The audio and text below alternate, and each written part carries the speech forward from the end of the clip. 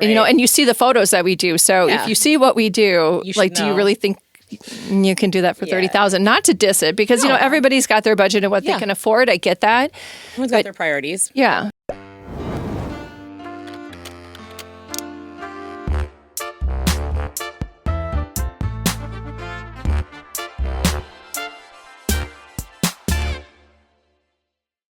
All right, well, welcome to the Event Life Podcast. Today we have Rachelle and Anna Mazumdar, mother and daughter-in-law team.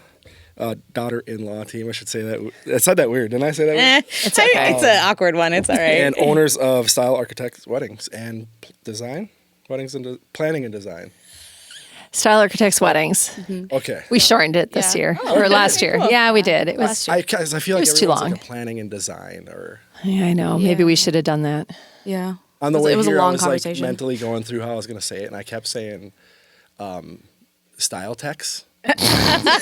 No. And I was like, No. he's the tech. But anyways, welcome to the Thanks. Thanks for being here, guys. Thank you. Thank you. Thanks for having us. Yeah, it's great to hang out with you guys outside of an event. Yeah. And be able to And have a cocktail, have a little or cocktail. a little wine. Cheers. Yep. Cheers. Yeah. I always like to ask right away, just kind of like how you guys got into events and just kind of take it on from there. It's a good platform to like get us talking about everything else that you're working on and stuff like. Yeah. Well, maybe I'll start. Yeah, I feel like you should start. It makes the most sense. You can jump in. I started in events when I had a corporate career with American Express. I had this corporate career. I had my MBA. I was, that whole thing. And I was pregnant with my third child. And I did 2 years of the national conference. And we just had to like call it quits in terms of my career because my husband was traveling 50%. I was traveling 50%. It was just too much. And so I left, stayed home with my kids for 5 years. And when I decided to go back, I knew I wanted to go into events because of my little bit of experience I had with the national conference with American Express.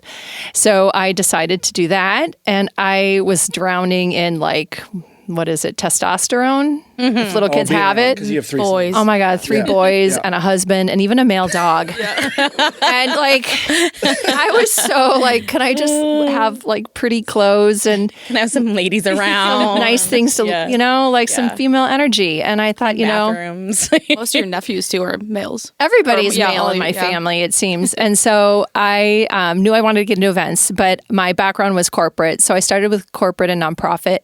And then in 2011, I knew all along I wanted to get into weddings, but I knew I had to transition in 2011 into weddings. And so finally did.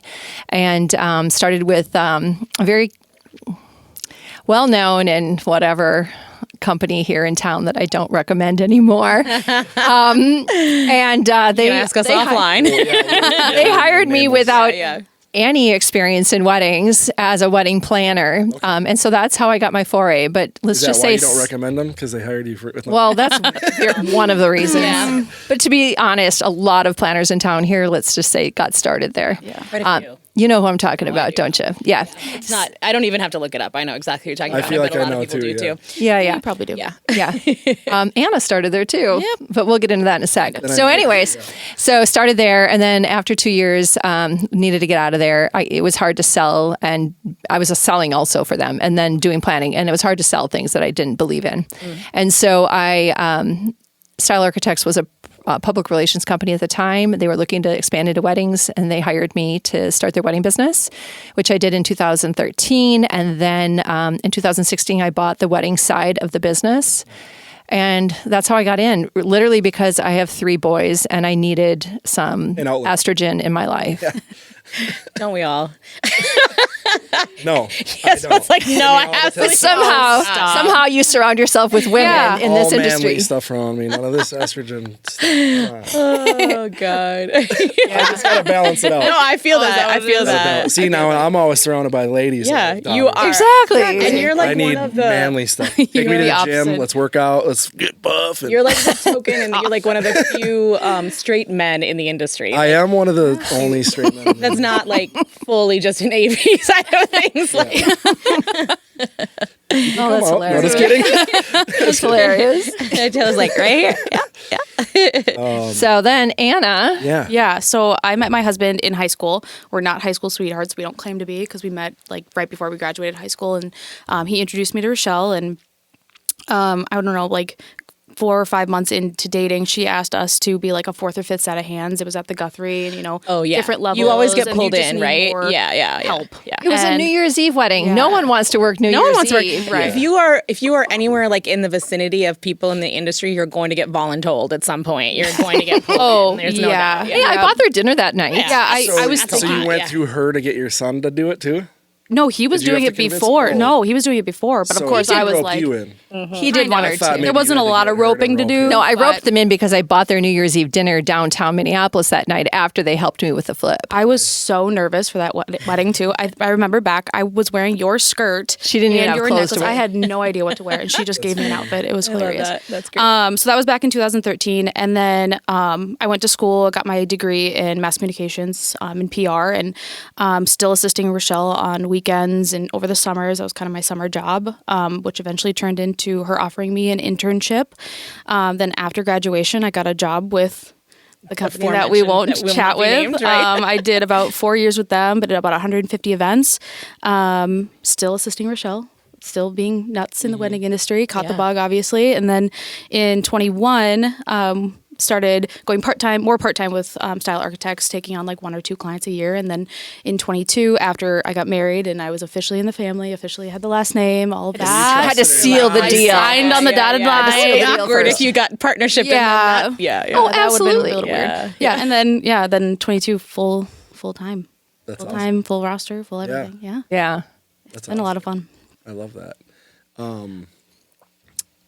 I know one of the things that we talked about beforehand too is like a big part of getting, like, jumping right into it kind of a thing. Like budgets for clients. I know that's a big thing that you guys really focus on. So I guess my question is just like, what are some of the things that people don't think about that they should be thinking about, or that just like how other people do it, where you're like, this is the way it should be done, or you know what I'm saying? Well, so often people do the tools online, right? Because they're available, and they're all run off of percentage. So if your total budget is X, your photography should be X percentage of that. Well, the problem is, if your budget's really low, you can't just say X percent of that is going to be a reasonable photography budget, because it just costs more than that, right? So the low budgets, low guest count, et cetera, where they think they can do a beautiful wedding for a low amount, like that just blows them up, right? Yeah. And it's not that we do much in terms of, those lower budgets, but when you hear like the average wedding in the U.S. is something like 30,000, people come in with that kind of expectation. And I'm like, They do. It's I'm like, crazy. what kind of wedding is that? Like, Yeah. are we at the local community center and Yeah. it's bring a keg and Bring your own beer, right? Kind of. and blow up some Devani's balloons. pizza or something? Like, I don't know what that is. And why are you here talking to me if that's what you want? You can do that on your own, kind of thing. Well, right. And you see the photos that we do. So Yeah. if you see what we do, You should like, do you know. really think you can do that for 30,000? Not to diss it, because everybody's got their budget and what they Yeah. can afford. I get that. Everyone's got their priorities. Yeah. Yeah. But Do you get a lot of those inquiries where you have to like be like, hey, we're just out of your budget, or like Yeah, they'll come to us with full service planning, and what we'll say is, it's not right for us to take such a high percentage of your overall budget towards planning. If that's your budget, you're going to need every dollar to spend on the things. on your vendors, et cetera. So what we'll suggest is we do have a coaching and coordination service whereby we will coach them, but they plan their wedding, but they use us as a resource. And so we can give them vendor recommendations. We can tell them where to spend their money and not to spend their money. And we always do budgeting up front with everybody so that they know going in, how they're going to allocate their money, and then they can proceed. And so though, it's not a huge part of our business, we are of the feeling that, even though we do a lot of luxury weddings and big budgets and things like that, that everybody needs a planner or deserves a planner and should have a planner, frankly. Yeah. And so we want to have services at different price points. We also just want to be realistic too with our clients. We tell them during our initial inquiry calls that we're not going to say we're going to throw glitter at your wedding and it's going to be beautiful and it's going to be everything that you ever want it to be. Right. We want to be realistic with what your budget can afford Yeah. to your expectations and to your priorities. and not waste their time and Exactly. Right. string them along for 6 months Right. or whatever it is, Right.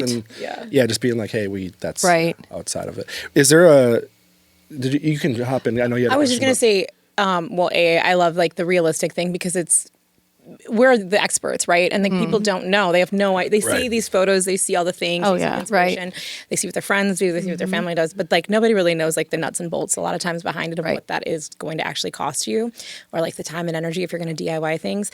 But I think what I liked is the coaching. I don't feel like that's something that I've heard many people say that they do.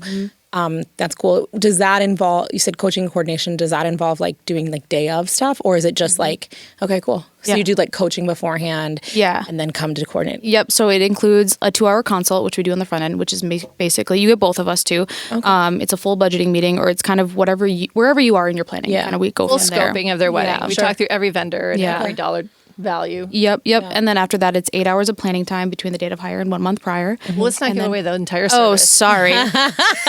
I don't want all of our vendor friends to copy the service. Well, but that's fair. But it is, regardless. It is. And then it includes coordination, let's just say. Yeah, because I do think there's a lot of people who do different versions of it where it's like, oh, I do month of coordination, right? Where they sort of let them fly on their own, and then once you get close to the month, then they help them fine tune things. But like the coaching side of it, I think is an interesting kind of addition to it. So let's just say we limited the hours. I think for a story that's because I had a mom who literally called called me every day. It used to be unlimited, thinking people would be reasonable. Yeah. Oh, absolutely. She called me every day. Yeah. And and so now it has a time limit. And oddly enough, they got separated within a month of getting married. That'll happen. We are in that industry where it's 50%, right? Or something like that. Something like that. I think that's skewed though, because it's something like the people who get divorced once get divorced multiple times. Sure. So but I just read that recently and I was like, oh, that's so true.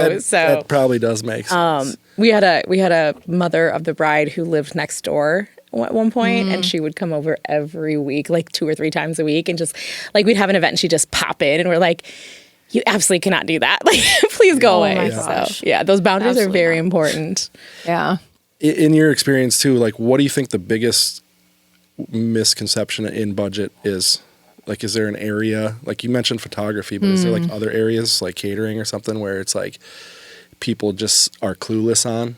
Bar? What do you think? I think it's bar. I think it's also picking your venue, and then in tandem with that, bar and catering. You know, because if it's open catering, your budget can be.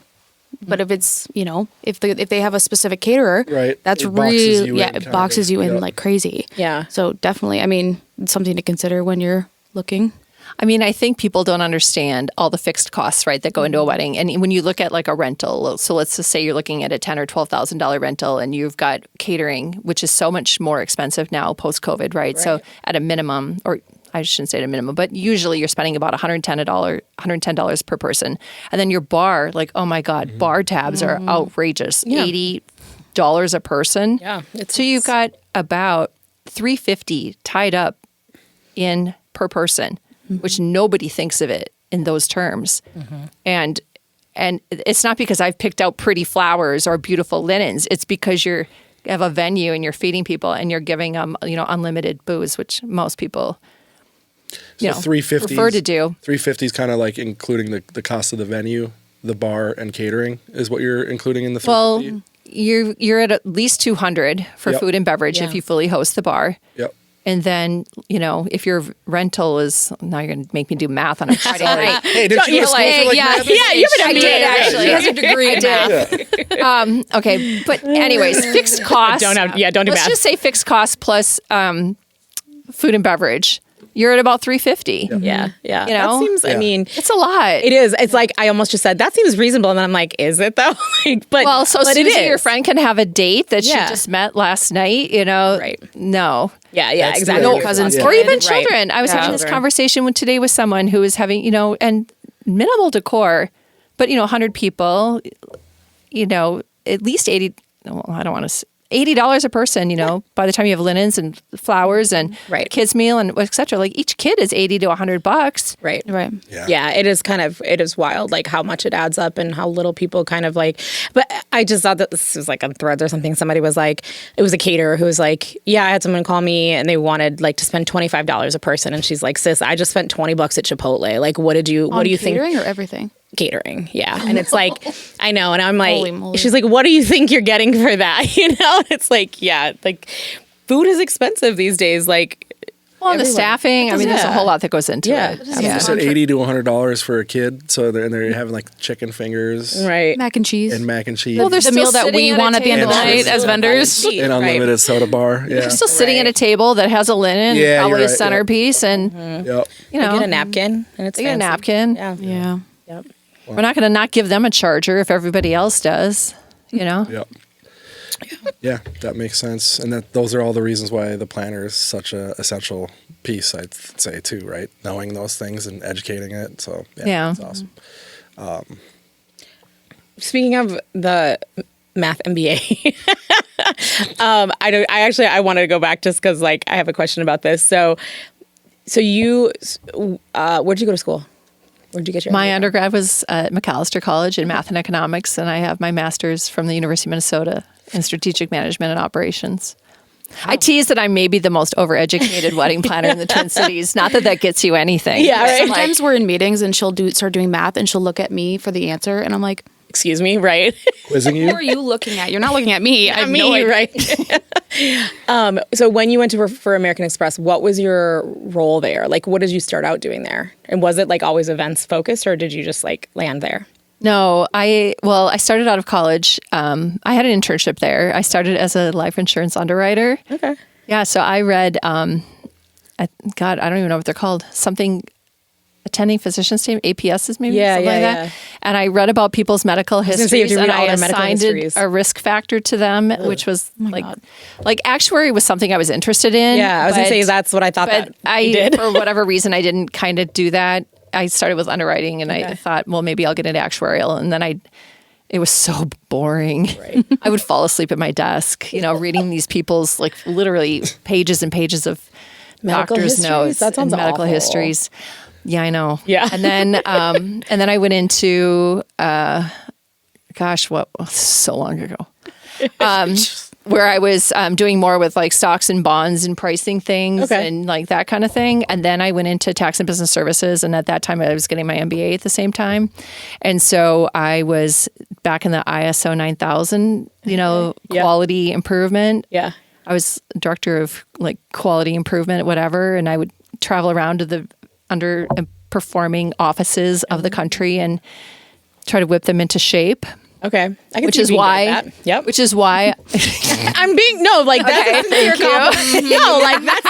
that's a skill that not everybody could have, as being like, here's how you can improve, right? Like, yeah. Which is where the national conference came out of that. Okay. So I did 2 years of that national conference, and then I just really enjoyed the events piece of it. And when you're home for 5 years with your kids, the thought of going back to that grind of when you're in corporate life and everything is so important and everything is so life or death and everything is so like, although it's kind of that way with weddings. Actually. I thought I was getting out of that. But I guess turns out I'm making it worse. You just added pretty to it. Yeah. I just added pretty to it. Yeah, you just added some estrogen to this situation. But I've actually sometimes when I'm really like over the stress of the job, because it's a stressful job, I'm like, I should just go be a dental hygienist. Oh, I joke about that. I'm always like, I should go be a receptionist at a dental office. You know? Yeah. Like show up 7 a.m. to 3 or whatever, clean people's teeth and not have to think about anything in the evenings. Yeah. I'm convinced if I ever actually did that though, like within like a month, I'd be like, we should start a union. Let's go. Like I would like make it complicated for myself in some stupid way. Like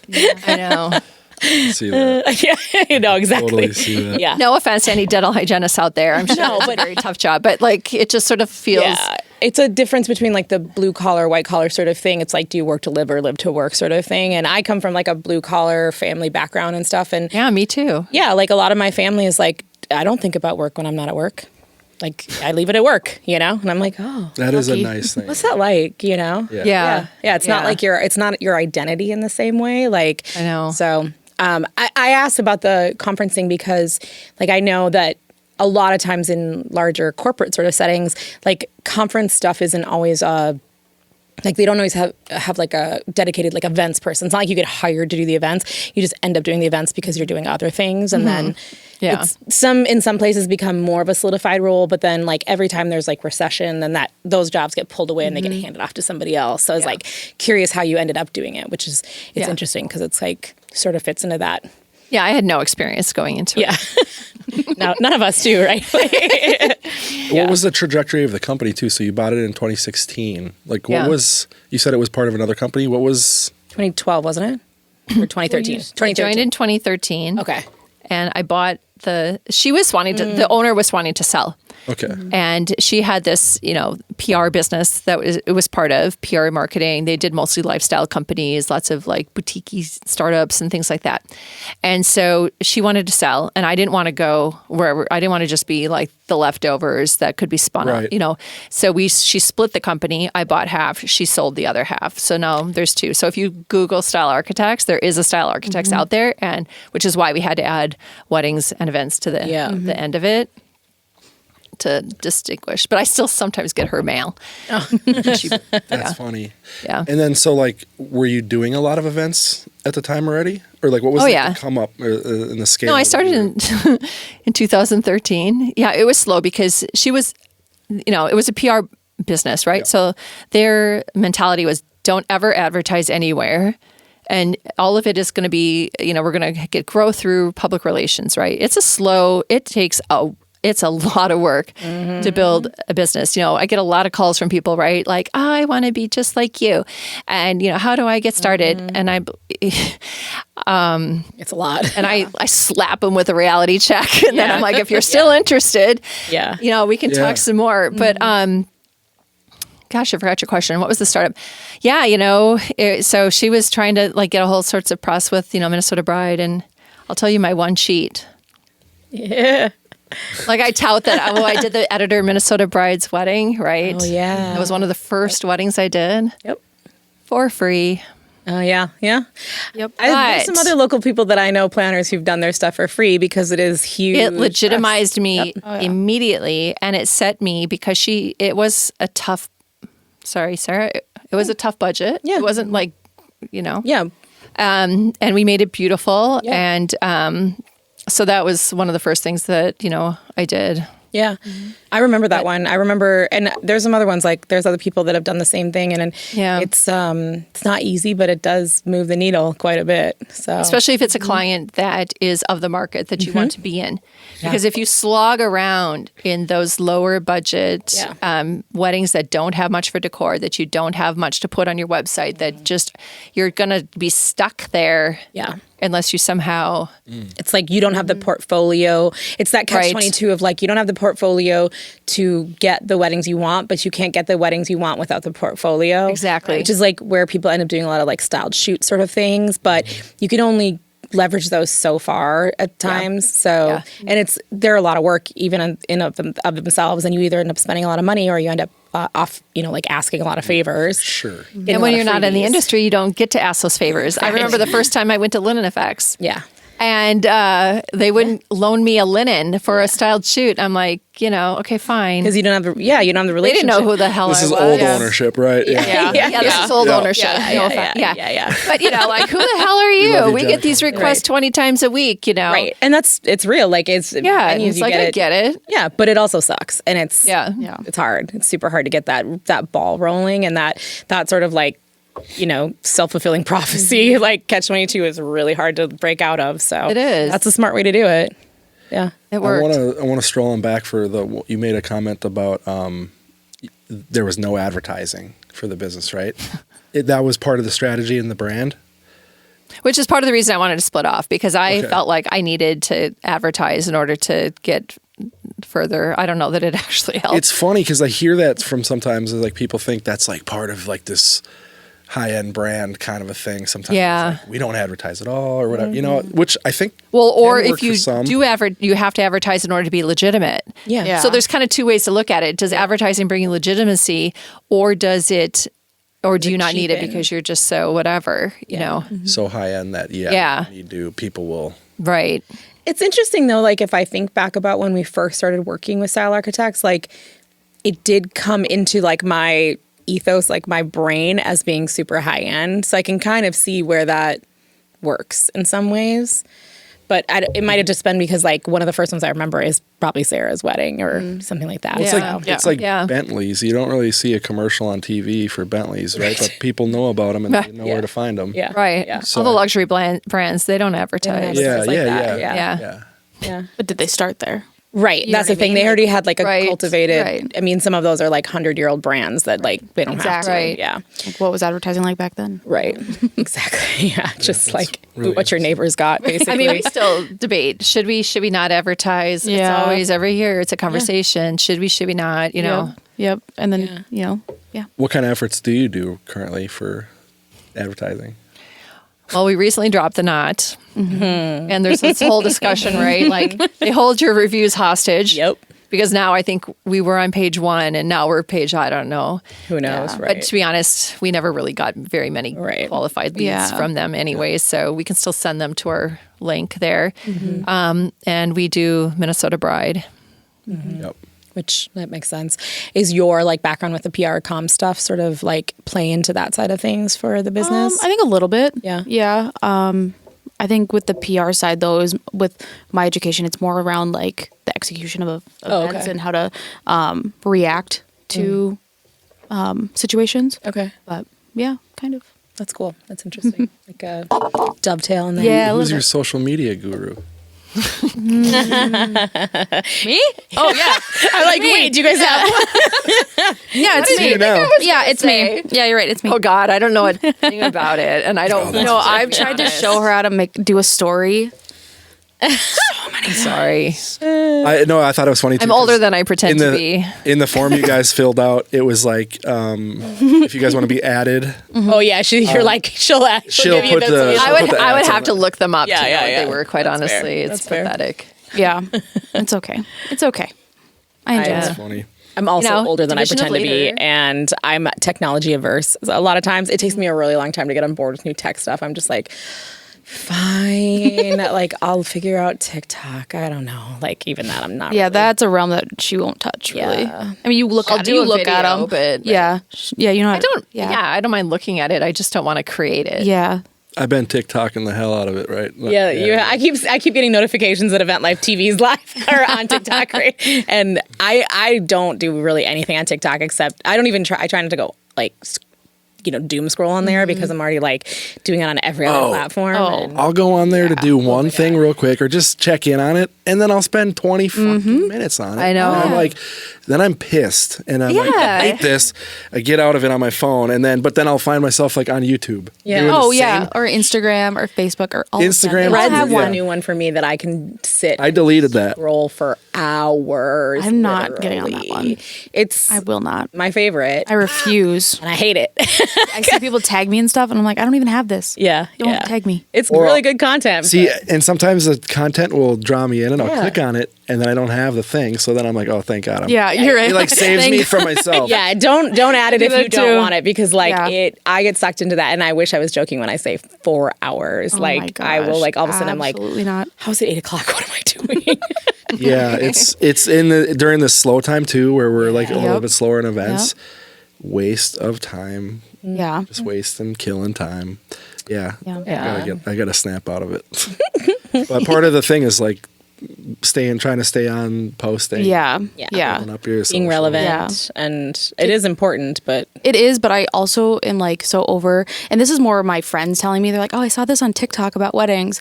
It's like, it's always what is trash. it? It's always Like, trash. tell me what Yeah. it is. And it's annoying because it's like, yeah, you do need to post on it to stay relevant, but it's just like, there's good information, but there's also very bad information on TikTok. Speaking of, is there any that you remember Off the from top of my recently? head? Just Oh like, my because I God. was actually gonna pull up some TikToks, and then I was gonna have us watch them. I just ran out of time, and I effed Oh, that up. fine. You're all good. But I was gonna pull up a few, and then we could like talk shit on it. Or Oh whatever. my God.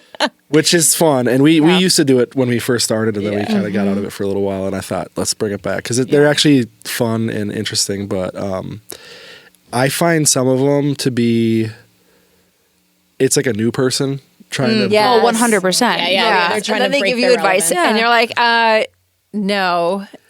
Yeah, so I went looking for a couple because I Oh, was going to yeah. find some clips for us. Yeah.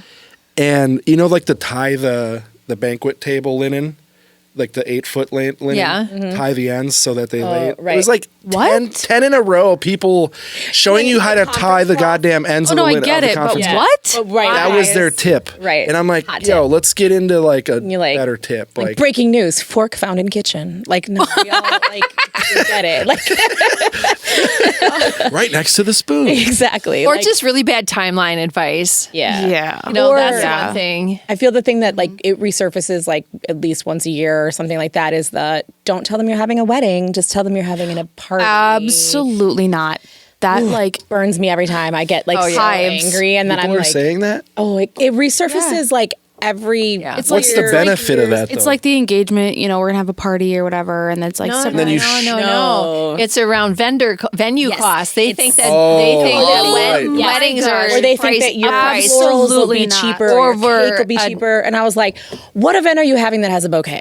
That isn't a wedding. Like, give me a break. Like, first of all, we know what it is. Secondly, it's not about like, it's about the quality and the quantity of what you need. And it's about the day of the week and the season you're doing it in. Like, you can have venue pricing that's cheap on a Tuesday, but you don't want to get married on a Tuesday, you know? And Right. like, I know. just because you tell me it's and I know there are some venues out there that maybe they have dynamic pricing or whatever they call it, but like for the most part, most people are like, this is what a Saturday in June costs me. It doesn't matter what kind of event you're having. Like that's not Well, going it's to also make a the difference. staffing. Yeah, Like, exactly. you're not going to have 100 people show up to an event and one person. And knowing what Working it the bar. is so that you know how to run it. Well, yeah. And it's like, okay, you can tell a caterer that you're having a corporate party, but then like what are they gonna do the taco bars is gonna be the same if that's what you pick. You know what I mean? Like it's not gonna be better. Like it's such a slimy way to do it. Super gross. Too. Yeah. And then if you find out, like, because like as event professionals, we like to go above and beyond for people. But Right. when you find out then that they're trying to skin one past you, then you're like, yeah, I'm not giving you my I'm not giving 100%. them- Absolutely not. I'm giving them the bare minimum kind of a thing, and that sucks. Yeah. Well, a well-run timeline too. Like, kitchen needs to know when the toasts and speeches are, so that they don't bring out dinner in the middle of Dad's speech. You know, things like that. You just, you know, like all of that needs to be outlined in a timeline so that they know when to do service, when servers are supposed to be off the floor. You know, things like that are important to have a beautiful event. And you know, you're not gonna. How are you gonna hide that? Yeah, you can't hide it. That's the thing. It's like if you and I think the most like salient example I saw of it, because like for me, I'm just like with a venue, it's like, what are you getting? You're not getting away with anything. I'm gonna charge you the same.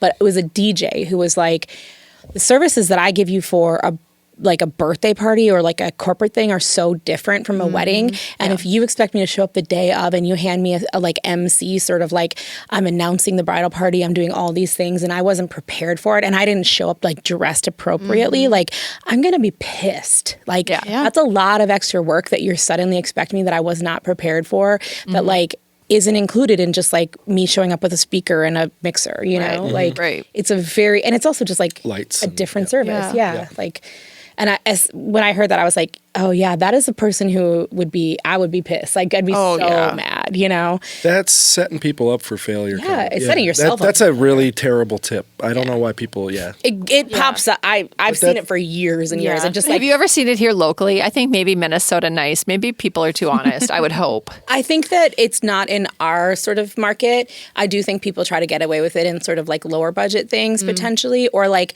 they think they're getting away with it, or they think I've had people be like, oh, we're having an event. And I'm like, what kind of event? And they're like, you know, just a get together. And I'm like, what kind of get together are you having on a Saturday night? Like, you know, like it's always so many things. June. Right. Yeah. And also when you're being super vague about it, it's going to flag it for me, you know? Right. And typically they're doing it because they have a lower budget, in which case they don't end up booking with us anyways because they don't have the budget. And it's like, the price is the same no matter what kind of party you tell me it is, you know? Right. So I don't think that because they're also not going to go to you like and be like, we're having a wedding, right? Most of the time. But I think that florists get it, and I think I believe caterers get it, and bakers get it. Although bakers is like, what are you getting? I don't know, birthday cake. It's birthday cake and a wedding cake are very different, you know? Yeah. Like, just stack them. yeah. Like, absolutely not. 10-inch one. And I put balloons on it. Is that okay? Stack them, speaking of timelines, what kind of things either do you like to do that is maybe different out of the box? Like there's like the East Coast, West Coast style or whatever. Yeah. Different things like walking out, doing a first dance, maybe like taking photos for golden hour. What kind of things maybe annoy you or like that you I don't. Well, to be honest, I think the East Coast, West Coast, we are like one of the companies that did that first. So I'm going to claim a little bit of credit for that. I would agree with that. Yeah, you're definitely on the front end of that with some people. Yeah. But, we do like to mess around with timelines because I think what gets old about a wedding is all of the prescripted things that people think they need to do and the order in which they need to do them, right? And so, we have done cocktail hours before ceremonies and then going right into dinner or, the East Coast, West Coast, whatever you want to call it, style. Explain that because if there's people who like are newer in the industry and they haven't seen that, what is that like? Because I love those for the record. Like, I think they're great. Yeah. Do you want to share? Sure. Well, maybe you should. I get nervous. I do it on our prospect calls, but I don't know. I get really nervous. What we do is we love to do some dinner before dancing. I will give North Star credit for this because they're the ones who introduced me to it first. But guests come out of cocktail hour and they go right into dancing. Yep. And it just gets the energy up in the room. And it also just sort of indicates to guests that this is not your typical, boring, no offense, Midwest wedding. I'm just going to sit down. And I'm going to sit down, and especially if you've got a Friday wedding, right? People have rushed there from work and they sit down for that ceremony and then they're stand for an hour and a half or whatever for a cocktail hour. And then they have to sit for 2 hours for a dinner. And then they're like, and you expect me to suddenly be the life of the party. And they were probably sitting all day at work. And they were sitting all day at work, and or on their feet all day, and they and so it just gets people's energy up. It makes it a really different sort of event. So they dance for 15 minutes. We have them circle the dance floor. We part the seas, I'll call it, and then the wedding party and or just the couple will come in as part of their grand entrance. They will go into the middle. They'll do their first dance and it's surrounded by people, which is so amazing because you get all the hooping and the hollering and the clapping. Whereas if you're doing that during dinner service and people at their tables, they're talking and they're not even paying attention. Yeah. Which I think is so That's rude. my biggest pet peeve. I think it's like a really good icebreaker too for people because if you can dance mostly sober. Exactly. Because you're probably not sober. You probably had one or two or whatever it is. Yeah. And the lights are on. It's still bright. And it's still, depending on your event. But and then it's kind of a good icebreaker. And then you sit down with people that you maybe don't even know. And like you're a little looser. And It gives you something to talk about, certainly. Yeah. I love too, the thing that I like about, I kind of like hate the grand entrances. Like especially when everybody's been seated. Oh yeah. And it's just like, they're so awkward. Like I hate that.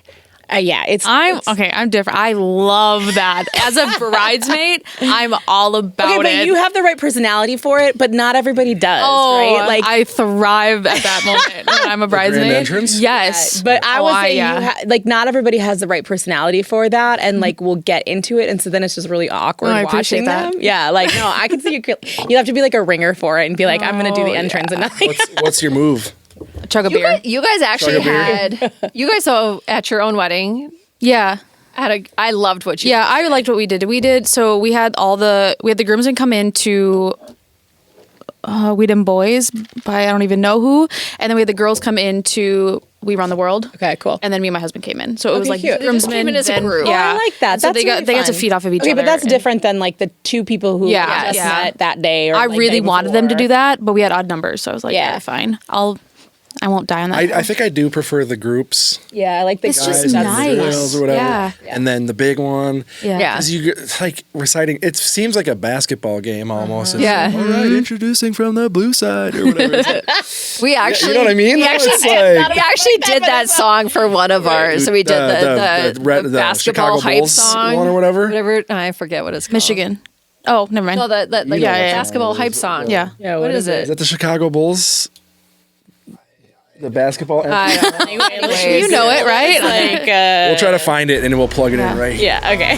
This is where Anna tells me Rachelle, let it go. You know, What are you talking about? no, you. Yeah, true. My reality sometimes. check. Yeah, I do She's reality check her sometimes. Yeah, my reality checker. Yeah. She's my design. Okay, it does go together. Let it. Yeah. Yeah. I can see that actually. Yeah. She has no problem telling me what she thinks. Well, okay. Which I love. When you've You need that. been in the family for 13 years, Right. Yeah. I think I have a little bit of real estate there. Yeah. Yeah, you do. So You have a lot of real estate. I do. Yeah. A little bit. You got your hands in it on all sides of it. Yeah. I think I want to get into the rest of the East Coast though. Yeah, Because after their first dance, everybody dances for 2 songs, right? So everybody's hopping and jumping and they're so excited to be dancing with a couple. Like, so it's so much energy. And then everybody sits down. And then the other thing we do is we break up toasts and speeches. Yeah. The one tip I could give to any couple would be to not put all your toasts and speeches at the end of dinner service. It's like 45 minutes of total boredom for everybody. It's like so bad. Yeah. Well, and the nice thing too is like we put the dance, like especially the parent dances in there too. So like after Father of the Bride stands up and speaks, he invites his daughter to dance. I like and that. there's like this beautiful like aw that like just Everybody falls goes, over the crowd, and then we do that again at the very end when the groom invites his mom up. Right, because the couple's already danced then too, which is cool. Yeah, I like so that. it's just it creates these like really nice like just progressions And like personal moments. Yeah. As opposed to the DJ going like, it's And now now- time for the father-daughter dance. and it doesn't feel so like exactly like you're just going down a list. It's way sweeter for the dad to be like, hey, I don't ask you to dance. Yeah. I like that. Yeah, I really like doing those like East Coast style ones, and it's just the energy is really different, and people and I like. If you've got a good group, having them do the grand entrance is cool. But I like when they come in and like dance with everybody, because like you said, when everyone's seated and nobody gets up and does it and watches it or whatever, it's just like. When you get these beautiful photos of know, him the dipping her, or picture. them dancing together, And they're or whatever, surrounded. and there's these people behind them being like, oh, it's creates more It's like memories, that community feeling, in my opinion. Yeah, I love that. But you need the right band or DJ to do that, Yeah. because your junior DJ with so-and-so company is going to fight us on that and say, well, that's not how we do things. And I don't know how to get people up on the dance floor before dinner, and we can coach them on it. But you do need a more experienced, MC. Yeah, someone who's more of an MC than just a DJ. Yeah. And just one note too on like the speeches being kind of boring. It's like we've seen a lot of speeches. Yeah. Some of them are good, but like what percentage do you think of them are actually like entertaining to people? I had a and not dad sleep? moo for 25 minutes. What do you mean? What now? Like moo. I gave him. So we usually give the Terrence 10 minutes. That's a good amount of time. Such a long right? time, though, He too. took It is. 25 minutes, and majority of that speech, he was like known for like mooing like a cow. And the bride and I looked at each other, and I was like, "I'm not going to stop your dad. Like that's you." Yeah. So That's nuts. yeah, I know. That's actually insane. I don't. I is didn't. that? My record is 20 minutes for a Yeah. father speech. yeah. Brutal. It's so brutal, but it's like, what do you do? can't stop Or you've it. got the drunk No, you groomsman. The can't. other story is the drunk Oh groomsman. my gosh. Or best man. Absolutely not. Yeah. And the couple's looking at me, and I'm like, Like what do you am want I us to supposed do? to do? Yeah.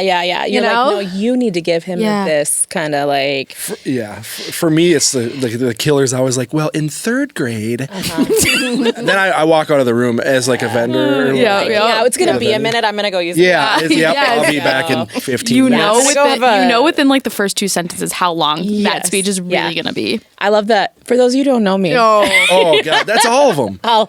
yeah. Pro tip: do not start with. For those of you who don't know me, Yeah. like, Every once in a while, though, you get like a college.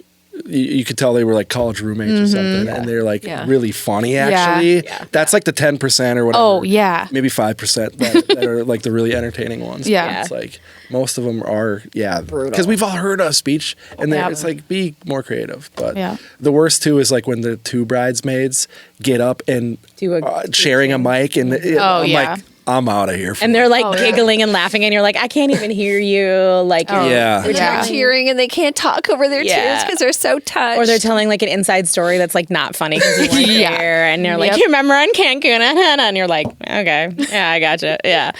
Funny story. My sister, who was my maid of honor, Yeah. who was young at the time, she was like 18. Yeah. Got up and her first words were, Rachelle and I never really got along. Love you, Annie. I don't even know that story. Yeah, you told me this. Oh my god, Like, No way. where is this going? Right. Like, yeah. yeah, that's a rough. Wait, that was during. My wedding. Yours? Yeah. Yeah, Yeah. Oh my God. She was 5 years younger, and sometimes a Yeah. snot. She was younger. Yeah. Love you, Annie. Yeah, right. Well, when I got married, which I'm not anymore, but when I got married, I didn't. My sister was my maid of honor, and she was younger than me in 5. We didn't always get along, right? But I love her, and she's my sister, and I didn't have a bridal party except for her. And then my ex didn't. He just had one best man or whatever, who also was not. Neither of them were people who liked public speaking. They're both really shy, very introverted people. So we weren't going to have toast. We were going to do one just like of our own and like nothing else. and because we had a pretty like non-traditional wedding, but my ex-mother-in-law made them do it. Like got up and grabbed the mic from the band and was like, no, they're going to do toast. And my sister was like, not prepared, had nothing prepared. The best man had nothing. They were the worst. Do you remember what they were kind of roughly? I blacked out because I was genuinely like, fuck, this is going to be so bad. Like, because my sister is like she's a, really introverted, like kind of shy person. Yeah. The best man was super quiet and shy. And I was just like, I just remember being like, holding my breath like the entire time, basically. Oh my gosh. I will say though, a well-crafted speech is also incredible. Yeah, I agree with that. A good father of the bride speech, I cry every time. Oh yeah. Some of them are they're funny or they're whatever, but they're short and concise and they're like well written and meaningful. Yeah. I do love them when they're that way. Yep. Anything else on the East Coast, West Coast? Probably good. Yeah, I mean, right? Yeah. I would just say that like most of our guests, I guess most of our clients still come to us today and say like our guests keep saying how fun our wedding was. And like we find that our guests stay longer. Yeah. And I mean, most weddings that we attend that are more Midwest, but because they don't get as tired and like they don't get as tired, but they want to see what's going to happen next. Yeah, and, that's true. We want to keep them guessing, and we always try to progress the evening as well. So that's awesome. Yeah. I got one. The hell was it? When should photographers and planners or vendors eat? I think it's just a funny. It's controversial. That is like I get all the sides because I've been on most of the sides. So there is no side. There's one side. All right. Let's hear it. But to be honest, new to me. I learned this because I literally had a photographer ream me out about it, and it makes total sense. Yeah. So it is always before anyone else. Oh yeah. Always before the bride and groom, always before the guests, because we need to eat so that when you guys are done eating, we are done eating. So that, because that's when lots of things happen. Yep. And we're, to be honest, we're taking 3 bites and then we're bouncing up again. It's like, so we need to have our plate available somewhere so we can get up and still manage to get our food done before you do. Yeah. That's fair. Yeah. And usually we're in another room, so nobody knows that we're being fed first, but we need to be fed first. Yeah. Yep. So what's the other side? Do you know? So I think from a caterer standpoint. The bride and groom should eat first. Let's say it's 100 guests. People in the room. It's 100 guests. Maybe they bring 105 meals and have a few extra just in case something happens. Let's say they drop a whole tray of meals though. That's usually why they don't want to feed anyone else, because then if something happens, you have enough meals to at least feed the guests. And it's easier to buy more food. Well, it's easier to buy vendors like a pizza or something, instead of like trying to be like, hey, sorry, I don't have a meal for you. And agreed, but that should also be known prior to us even eating. So if for me and my staff, so it's usually 2 of us, if it's me and another person and we need to give up our meals, that's fine. But we already know before that, because by the time the seats come around or the bride finds out the freak accident happens in the middle of service, not usually that. But you're not saying the planners before you need. Fair. Right? But I feel like I catch it before. I mean, we don't ever really have that, but I think there was like 1 or 2 times that I found out Uncle Joe decided to bring an extra his girlfriend or girlfriend of a day or whatever. Totally. And I gave up my meal. But to be honest, like most of the catering staff that I work with, they know that I won't eat my meal until about 10:30. That was what I was going to say. They hold it. I don't like eating. It's a personal thing. I will not eat my meal. I want everybody else. I put it on our timelines. Vendors are eating now with salad and entree, but I will not eat my meal until about 10:30. Because I once just, they're happily dancing. Yeah, I just can't. I just physically cannot eat. Yeah. Yeah. No, that's why I brought it up, because there's 2 sides to it, and like photographers will put it in their timeline or in their contract. Yeah. In their contract or whatever. Well, because the thing is, as soon as the dance starts, as soon as dinner service is over, and they are supposed to be photographing everybody. Exactly. And they usually leave within half hour, 45 minutes of the end of dinner service. Right. And so if that's when they're supposed to eat their meal, then they don't get any of that coverage. Yeah. And so it really does make sense to feed us first, and maybe caterers should bring an extra tray full of food in case. I mean, aren't they also feeding their own staff once everybody's been fed? If there's leftovers, It's not a guarantee ever. Yeah. I mean, and if there's 100 meals, brought, or 100 meals like guaranteed, it should include those vendors. Like it shouldn't be like they're paying for us. Right. 100%. Yeah. They do. Yeah. No, I mean, I hear what you're saying. And I definitely like, I do also feel too, like, since COVID and like prices and things are higher, like the margins are a lot tighter for a lot of caterers. They used to bring like 10% extra and now it's like 3% extra, you know, or something like that. Like it's a lot tighter, and I can understand why, like margins are smaller and stuff, but Well, and that's 10% every event. Yes. And you have like 300 and now you're bringing 10% over that. It's like Fair. Right. But if it's to cover a dropped tray of food, then, you know, that's on you, not the client who paid for my meal. Totally. You know? Yeah. Yeah. Freak accidents, they do happen. So Yeah. Right. That's why I always You see me over. looking That's up- why I always I was over gonna on a say, cake. what memory are you thinking of? Like if you have 100 people at a wedding, I'm going to order enough cake for 125 or whatever At least because everyone can have more See, and cake. that- literally I've seen caterers trying to Who doesn't piece want that? together pieces in the back to get to that 100th person. that's a big actually thing to talk about too, is like, so who should take on that extra percentage? Should the client order 110 if it's for 100 people just to have those extra meals built in? Or should the caterer have to put that on their end? They should have to put it on there, but it should be built into the cost of, like, your meals should be priced in a way that you can afford. Just auto build it in. Yeah, That makes sense. That makes sense. If covering every single meal with no extra is $25 a person, you should be charging, which it shouldn't be, but you know what I mean. If including your funny. let's say $80 a person. Let me be more realistic, so we're not putting out disinformation here. But let's say like if it's $80 a person to cover your labor, everything like to the dollar, then it should be $87, right? So that you have some extra in there, so that it covers that extra, because that's like. It's like, as a venue, you can't just be like, I ran out of toilet paper, you guys used too much, you know? Like, I have to have extra. Like, that's just the reality of it. And bars can run out and get stuff, but you have to have it there. Like, that's just the Well, reality. that or that comes out of that 25% of administrative fee that nobody knows what it goes towards. Yeah, that's true. Other than That's a planners hell of a and good caterers. Yeah. You know, like, okay, maybe that should be part of That that. goes right in the owner's pocket. Yeah, exactly. Okay, Yeah, well, like there's admin. your I don't think overage. that goes Yeah. to the admin, but yeah. Yeah. That's fair. That's That's real. hilarious. Yeah. Okay. Yeah, and then try to explain to a client why 25% is not gratuity. And then there's like, but then there's That's- also labor, and then like That's a interesting thing, because back in the day when I first got into events, I worked at a country club first, Minneapolis Country Club. That was one of my first gigs, and I was making bank back then as just a standard server, just like a low first entry entry level server, because there was like I think 18 or 20%, maybe even more than that, service charge, and that got split amongst the staff.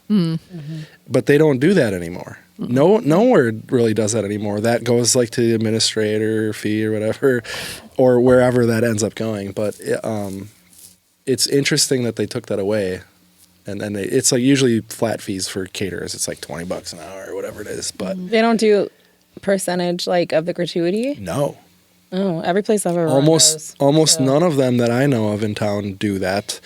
And then if you get like a cash tip from a client, then it gets like split amongst the staff based on hours and stuff like that. But Interesting. yeah, From a bar perspective, I've always paid. There's always been a percentage that goes to the house, like if it's a 20% gratuity, like 3% of that goes to the house to cover like credit card fees and stuff like that, and then the other 17% gets split among the staff. that makes sense. Yeah. But That's because you're nice. I mean, Well, and that's a thing too. So it's like that's part of the education piece is like yeah, clients think that's going to the staff. Yeah. So then they don't tip additionally, right, and then they're like, oh, they're getting 18% or whatever, and right. yeah, they don't get that usually. Yeah, I mean Yeah. that is interesting. I guess I have heard that there's some places that like they just get like a higher hourly, but it's like, do they really get a higher hourly? I don't know. Interesting. Maybe, yeah. Yeah. How about golden hour photos? Sorry. It's always well, 'cause we're- figured out some sorry, hot we're going back to topics. timeline stuff. Yeah. So I'm just Okay. grilling you on time. Okay. Because like that's always a funny thing, especially when like the sun's setting at like 7 when like Yeah. lights are Yeah. going down. Yeah. Do you find yourself like working clients out of that or working the timeline around that to facilitate the golden hour photos, or like, you know what I mean? Because like all of a sudden the couple's gone and you're like, where the hell are they? We can't serve. And then it's like this whole... Well, we have service continue. Yeah. So it might be like going. during salad course and then they get their salad and entree at the same time. If it's like a quick 10, 15 minute or nearby sort of something.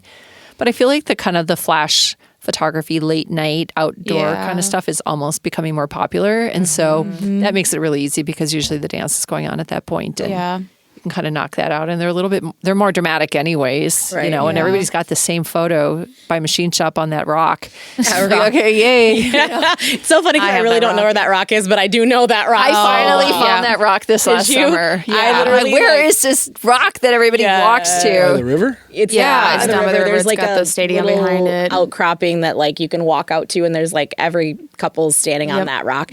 And I've been down there a million times. I've gone to Astor, I've gone to Hefe, all that stuff. And I've like every once in a while I'm like, where is that? And I'm like, I don't know. It doesn't matter. Like I'm not going to it, but it's there's a lot of pictures of that. My husband and I took a photo on that rock too. Yeah, it's like Hot tip: if you're gonna go to that rock, bring tennis shoes. Ooh, good call. Don't bring heels. Yeah, or it's like Hennepin Bridge, like like people. A lot of photos. I boycotted that on my wedding. Yeah. I was like, I don't want to go there. Yeah. Everybody does it there. We've seen your pictures are there. Nope, I'm not going there. One of the funnest things, though, that we did down there was because it can also get kind of congested. There's no place to park. So if you're going to like go down there, you need to have group transportation for your guests. And so one wedding we did, we got, I think, like 8 or 9 pedicabs. Oh, fun. And because you can't walk it, like from a machine shop, it's a haul to It's the a little start. bit of a hike, It's a bit of a hike, and it takes too much to have the timeline. Right, right. So just walk over there. And plus, the women are in heels, and they don't want to. And it's a hike back up that hill, I was too. going to say, the walking pedicabs back. getting back up those hills I is know. going to be tough. Yeah, so we had, I don't know, 8 pedicabs, and we put a cute wreath on the back of the couple's one, and we got a drone shot of the pedicabs going across the bridge, and they were able to go both sides. And, because if you're a group transportation, right, then you got to go back on Hennepin. And you got this big ass bus. How are you, it takes time to get over there. The pedicabs was almost faster. Yeah. So that was kind of a fun idea. And even if it's just the couple with the couple and then a pedicab for the photographer, videographer. Yeah, that's fun. I like that. At least gets them around quicker. Yeah. We had somebody do And they got a really great cancellation policy if it's really? raining. Yeah. That's interesting. Is there like a pedicab company that has like multiple here in town? I've never rented one. Twin City Pedicab. There you go. Shout out to them. We had someone do a pedicab for, why am I blanking on the name? Barat. Sure. Indian wedding, and they did the DJ and one with like a speaker. Oh, It was super fun, and they blocked off the street, but it was that hill coming up, and I was like, this pedicab he is getting his money. Like he's are working. heavy, too. Yeah, Oh my exactly. gosh. It was a lot, but it looked really cool. That's a job I couldn't do. Pedicab?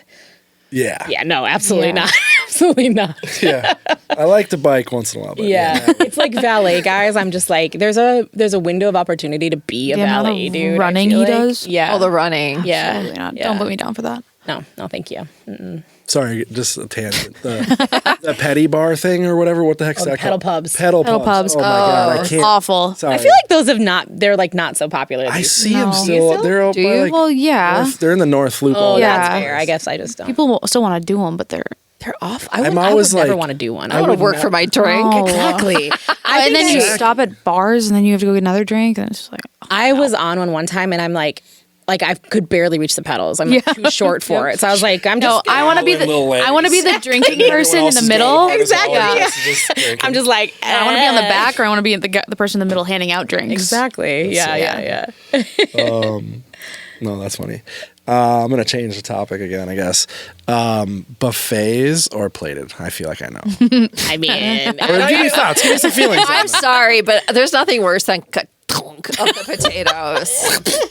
I actually like that. No, just No, I like to control how much. I like a beautifully Can't you tell? composed plate. It looks Yeah. pretty. totally. Yep. Budgetarily, too, is it more friendly usually to do a plated?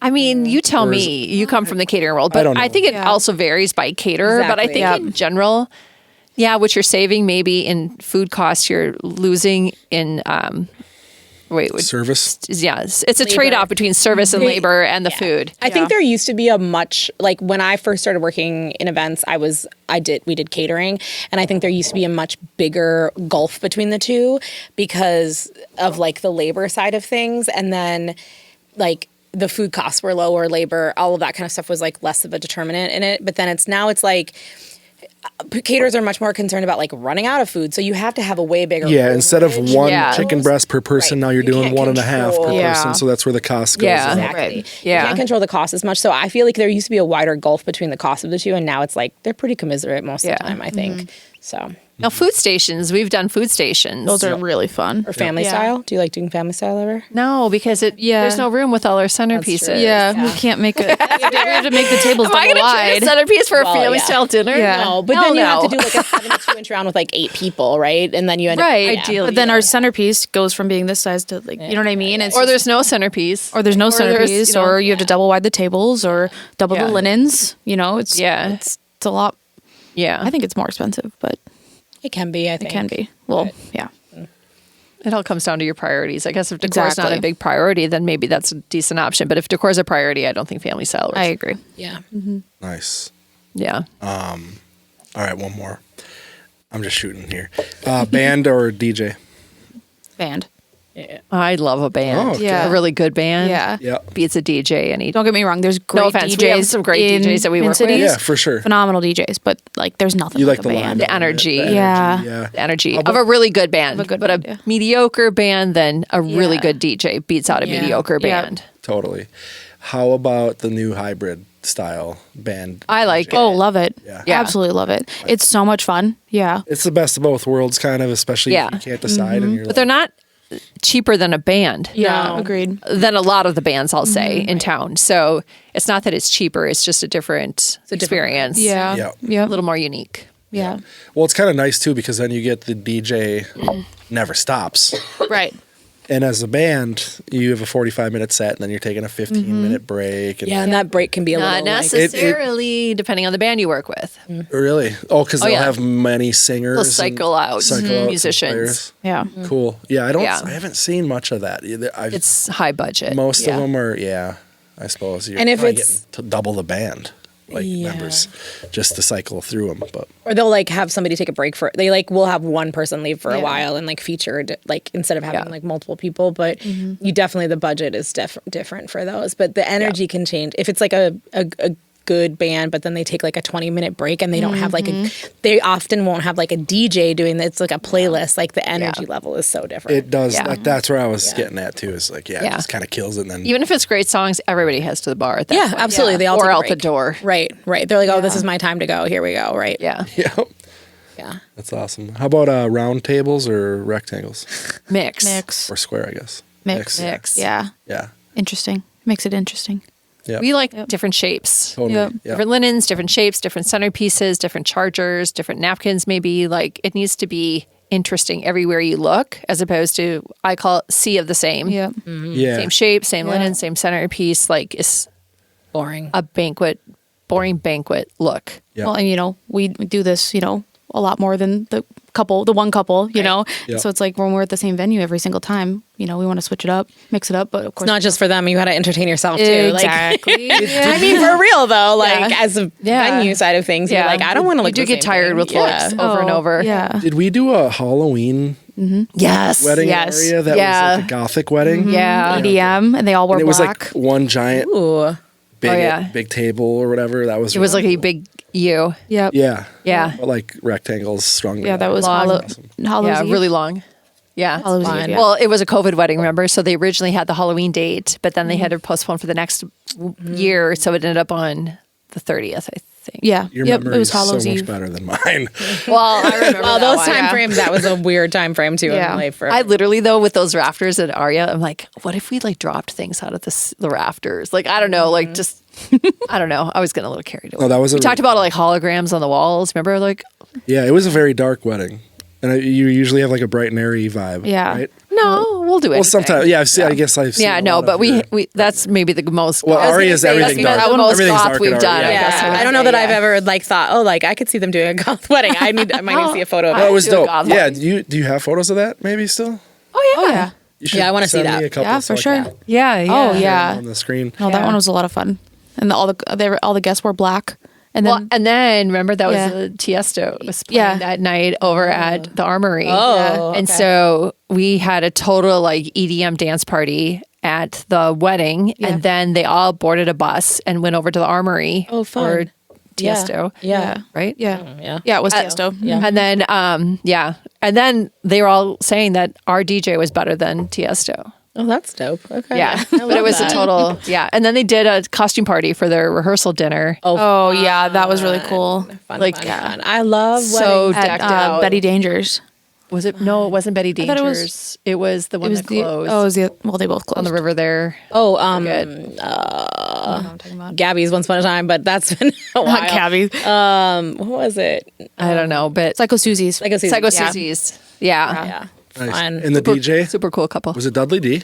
Of course it was. DJ Dudley D, shout out. He had COVID that night. Oh, he did? He had COVID that night. And then the next day I was leaving on vacation somewhere, and then, or no, like 2 days later, and he calls me the next day. He goes, I just tested positive for COVID. No. You fucker. Like, I'm supposed to be leaving, and it was in the height of like, you don't fly if you have COVID. Yeah, but or if you've been exposed to it or never ended whatever. up getting it from him, thank God. But I did get COVID from a wedding, but not that one. Oh yeah.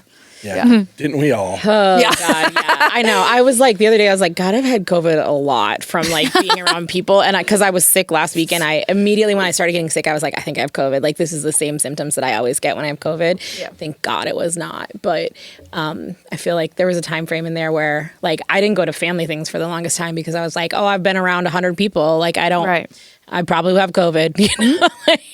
At the end of the night, drunk people like getting in my face and talking really loud and like, Well, when you do weddings week after week after week, what do you do? Yeah. Right. Yeah. That's awesome. Is it? I'm just picturing that. I remember talking to him a lot that night too. Because I was like, DJ Dudley, just like broing out with him. And then, finding out dude had COVID. And just, I don't think I got it from that. But I did get COVID, I think, that year right around Christmas. Or over New Year's. I was supposed to be at a New Year's wedding. Oh. That was like the first and maybe only event that I ever missed at Aria. And like, so, Kelly to the rescue. Yeah, that's funny. I got it at one of my biggest weddings of the year, and then my next biggest wedding was the next weekend. And on Monday, I tested positive, and it was a Saturday wedding. And I called him. I was like, I have COVID. Like, and then the thing. Not that we want to get into COVID here, but like it was a 5-day waiting period, right? Yeah. It was 5 days is Saturday. Can you still come? I'm like, okay, sure. Yeah, you're like, if I feel alive. 16-hour day. Oh God. Yeah. And I was dragging. I was so worn out. Oh, yeah. Yeah. But, I had my good old mask on, Right. my whatever, 95 for 16 hours. Yeah. God, wearing those N95 masks at weddings in those days was. Yeah. I'd go in the back and just be like, Oh yeah. Just go outside. Just breathe. yeah. Yeah. It was tough. Anyways. It was rough. Yeah. Rough times. Yeah. Speaking of like horror stories, the one that I wanted to Yeah, let's hear some because stories. your horror story that you were talking about is one of my horror stories too. Oh my God. And I thought I'd like couldn't have forgotten about it until you said that, and I was like, oh yeah, that's one that like changed the way we operated on some things because it was in the I beginning. want to hear how you changed things. Yeah. So it was like, okay, I'm pretty sure Castina was there. I think she was there. I think so. I think it must have been 2013, somewhere in that time frame. And Aria? Yeah. Been around a long time. Yeah. So, but anyways, I want to hear your side of it, and then I will tell you what we saw on our side too. Well, as far as I know, everything was going smoothly all through dinner service. No, maybe. Yeah, not as much, but it was. Okay, well, maybe you did let me in. Well, there was just certain things that I think they were happening that were like not. It was like they were getting upset about things on, but I don't know if we didn't. I think we didn't find out about it till dinner service, so I don't know. But yeah. Well, or maybe I wasn't let on, but post dinner. Yeah. And this is why, to be honest, I never leave a wedding anymore. Mm-hmm. So it also changed the way that we do it. Mm-hmm. But post dinner, I left my assistant, very capable hands. Mm-hmm. All she had to do was make sure nobody tripped and fell or broke their neck, and then tear down linens at the end of the night, right? Right. And so I left, went home, put on my pajamas, had my much fuller glass than this at the moment. Yeah, I do. Yeah. And that's like after my weddings, I like that's my thing. I just climb into bed and I have a big ass glass of wine. Yep. And I get this call from her, and she goes, "Things are going on here. Like I don't know what to do. I'm getting freaked." And I'm like, "Really?" Like I never. So I threw on my clothes and went back down. And she was like, the sister was being super aggressive, like in her face. And Madeline is intimidatingly attractive. Yeah, she's gorgeous. Yes. And so maybe it was that she just thought she was, being whatever. I don't know. But whatever, like Madeline didn't want to handle it. Yeah, yeah. Yeah, like she was, yeah. So you go. Well, I guess now that I think about it, I don't think it really popped off till after dinner. Now that you said I wouldn't have left if it had. No, I think so. What happened was, and there was like, I'm like, can say with certainty there were some drugs involved in it. Like, I don't know what exactly, but there were some things that were escalating the situation. But basically, the maid of honor, like sister of the bride, was upset because during cocktail hour, they were planning on like hosting like one drink or whatever and then turning it over cash. And the father of the bride came to our staff and said, I want to host the rest of it. Just start a tab and I'll pay for it. And we're like, oh, cool. Okay, great. Like, why would we say no to that, Yeah. And I think they found out during dinner that he did that. And then they got upset after dinner. And the sister was super mad. And she was yelling at Madeline, who was like, I don't run the bar, first of all. Secondly, why is this a problem? And it was basically like, our dad doesn't have the money to do this, and and you should have asked us. Like, it should be our call. Like, we're the people who are throwing this event, right? But like at the time, we're like, why wouldn't you want to? If somebody wants to host the bar, we're going to let them host the bar, right? Yeah, a lot of dads do that. And then the bar waiver was born. And then the bar waiver was born. Yep. That is when the bar waiver was created, which is you have to sign a piece of paper that says that you are authorizing this right now because I want it in writing. And so she was freaking out about it and then like threatening her, basically your assistant. Yeah. And then we were getting involved in being like, it's not her fault. Like, we thought this would be okay. And then she was yelling at us. And then the bride got involved and it was like a whole, like, it was Jerry Springer vibes. Like, it was rough. Yeah, it was very Jerry Springer. Because when I got back, like, I just walked up to the sister and I said, like, basically it was like, get out of our faces and don't, whatever, or we will have you removed from this event. Yeah. Because like, this is level. Aggressive, demeaning, whatever behavior, and we're not going to take it. Right. So either you leave or we leave. Right. So like, or you just leave us alone. Testosterone. You need a little bit of that. No, I don't think you can do that. I can be direct. Yeah. But so then I ended up staying the rest of the night. And then the bride ended up leaving before the groom. Yes. Just walked out of the place. Yeah. I'm like, okay, what's going on there? There was some anger issues. I ended up, I think it was before you got there, I pulled the bride, because the bride was getting involved and I like pulled her outside and I was like, is this what you want to spend your night doing? Like, is this how you want to remember this evening? I was like, all of these things can be talked about afterwards. Like, I understand if you're upset about this, if you feel like we made a mistake, like, fine, we can talk about that afterwards. But like, does it have to be discussed right now? Do we have to fight about it right now? Like, you should be go out and enjoy your wedding. And I think the sister wouldn't let it go. And I think that's where it was the sister, because we always do a debrief with our calls or with our clients afterwards, like feedback on the vendors. This, that, well, what's your favorite moment? And she was like, my sister was super aggressive and I'm so apologetic. Did she apologize? That's good to know. I should have shared that with you. That's fine. So she apologized for her sister. So I think it was the sister who was fanning the flames. She was riling the thing. And she was so like... She was insane. And there was drugs involved in it. It was crazy. That's wild. Yeah. She was, it was literally like, I think we called it like our Jerry Springer. Like, it was crazy how wildly upset she was and like how the things it was trashy. It was just the trashiest thing I've seen. No, I can top it. Yeah. My very first wedding, when I was with that other company, they gave me this, one box of random stuff to set for decor, including blue crepe paper. I'm like, what is this? A boy's birthday party that they wanted me? So I like, what do you want me to do with this? Like, decorate the back of the ceremony space, like whatever. Okay, but then they went through all the envelopes back in their hotel room. Was at a hotel, looking for cash so they could pay their bill that night. And then when they didn't get as much cash as they expected, they blamed me for stealing. Oh. They said, well, you must have taken some of the envelopes because we don't have enough cash here to pay our bill to get out of here tonight. No. And at that very moment, I said to myself, I need a different clientele. Yeah. Yeah. Wow. I am not continuing with this clientele. Yikes. Wow. Yeah. I've only ever had this is not that you were clearly not stealing from it, but No. I've only, because people get really worried about like cards getting stolen and stuff like that. Yeah. I've only had that happen in my entire life. I only heard of it happening twice. Once was actually in my family. A family member stole it from another family member's wedding. It was like somebody with some mental issues. Yeah.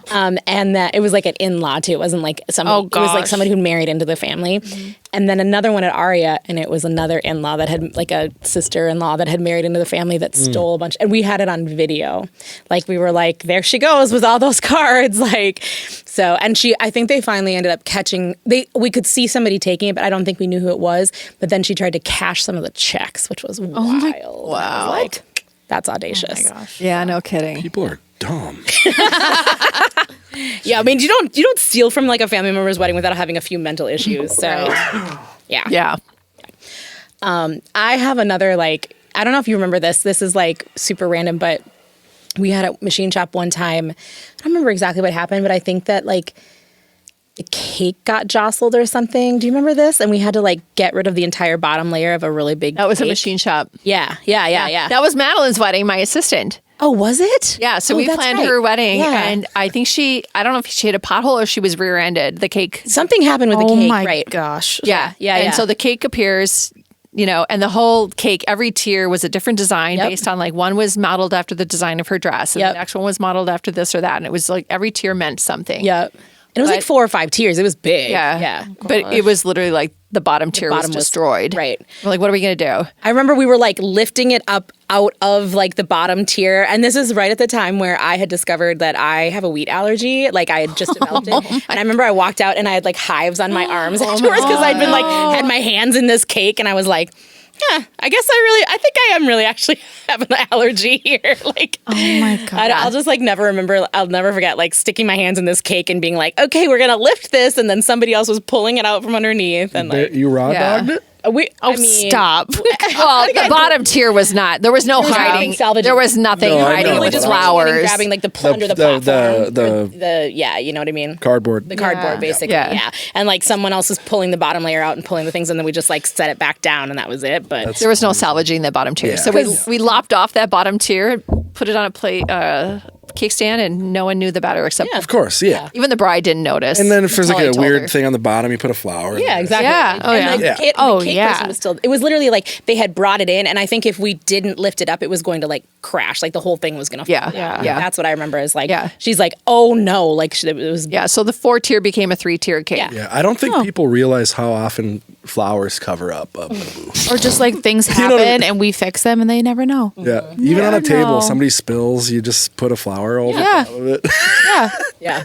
I mean, I'm pretty good at covering up cake disasters from having like a cake fall over in a car on the way there or something. And I'm like, yeah, I can figure this out. I can just smooth this out with a little hot spoon or a hot knife or whatever. I've been on an event where you're setting up tables and you have to like rejudge all the seats because there's like a stain on the linen. So then you got to have the charger make sure it's covering it. You're out. You only have this certain amount of linens. Oh, yeah. For you. You have to move everything. And you're I'm like, impressed. Yeah.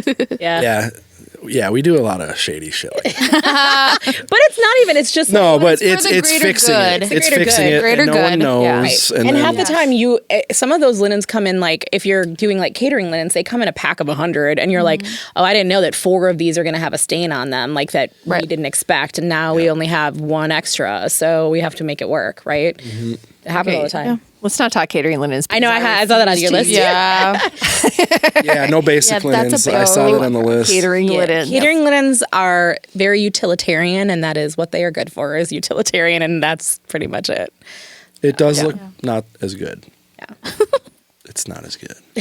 Not as good. Enough I said. saw a note about a DIY photo booth. Oh. No. Just no. I want to hear the story behind that. Like, No, there's no stories. okay. The problem is there's literally no photos to show for it. Like people set up this little backdrop and then we're going to have those disposable cameras. Yeah. Like nobody uses them. Nobody knows how to Oh. refill them. Yeah, we'll run over there every 20 minutes and 30 minutes. But nobody. Pick up the garbage. Unless you've Yeah. got an Oh, and there's so much trash attendant from 'em. at your photo booth saying, hey, come on over, let's take a photo, Right. whatever.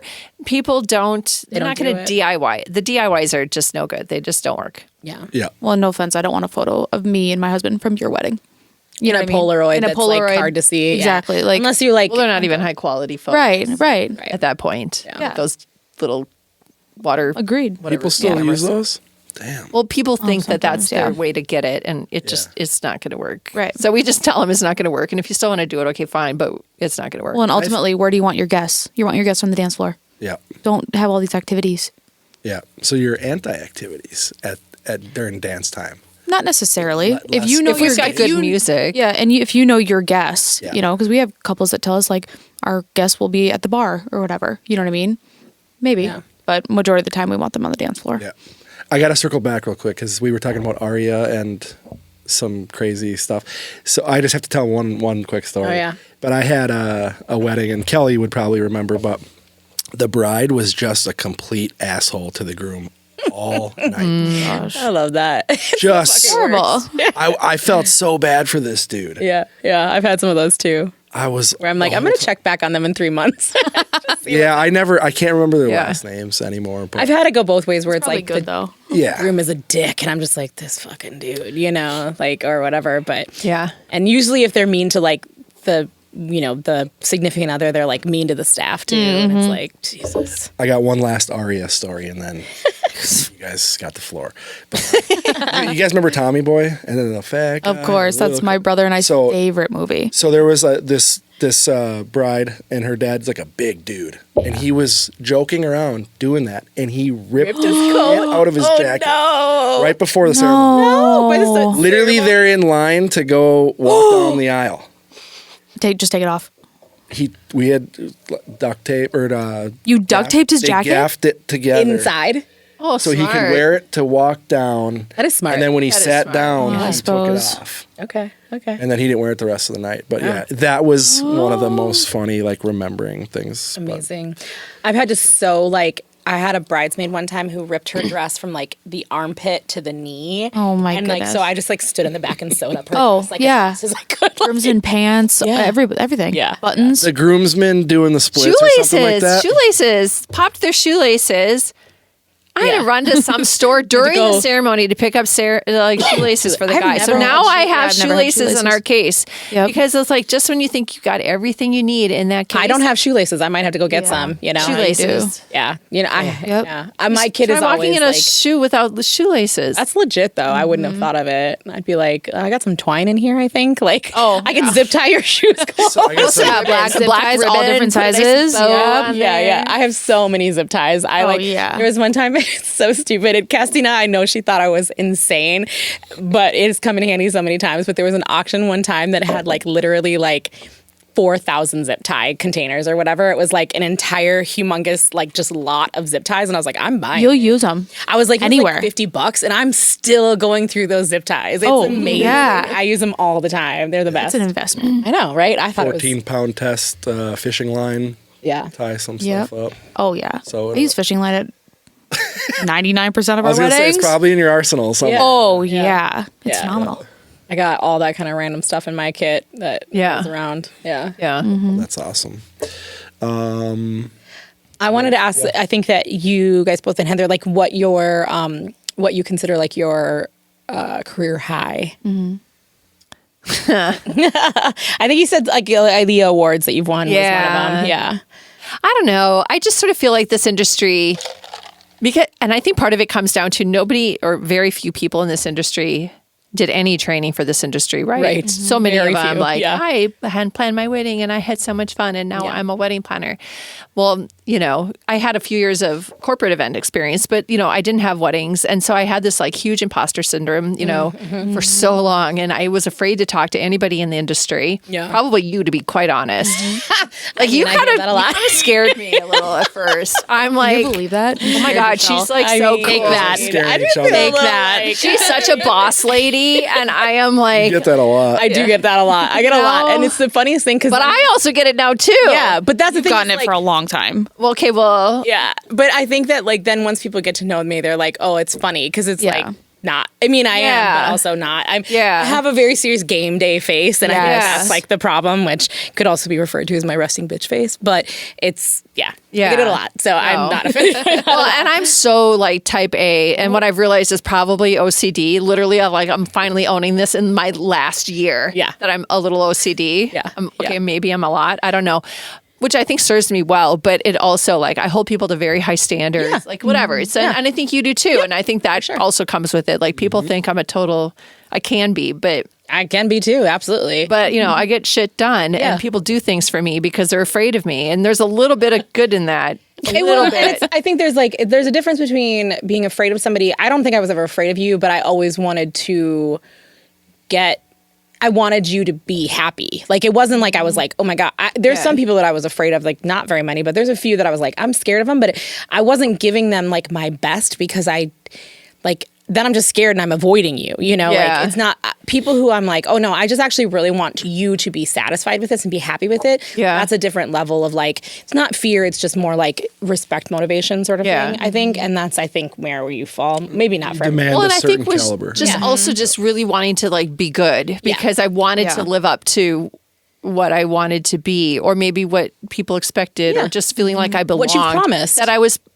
legit, as opposed to just, flying by the seat of my pants, So long I was just like, I think so much of that came from that, Yeah, that imposter as opposed, sort of. And so finally, I got my first ILEO award for Best Wedding, over $75,000 during COVID, which was such a bitch because I had to record my little, I accept this award before I even like knew I got it, and then they played it. It was just sort of like wah wah. And then so they had the 3 or 4. They had everybody record. It was a virtual. So then if you didn't get it, just to get then they would play your So you your deal. sadly recorded. Sucks. It was so wah wah. And then the next year, I don't think I applied. I tend to apply like every other year because it's a lot of work. A lot of work. And then the next year I didn't get it, but I thought, you know what? They should have given those people that did that COVID virtual thing just a little nod. I don't know, maybe that not. Made sense. It would have been nice. It's hard because there's not a lot of like continuity from one to the other because it's like different directors. But that's not a bad. Yeah. So anyway, so nothing that year. And then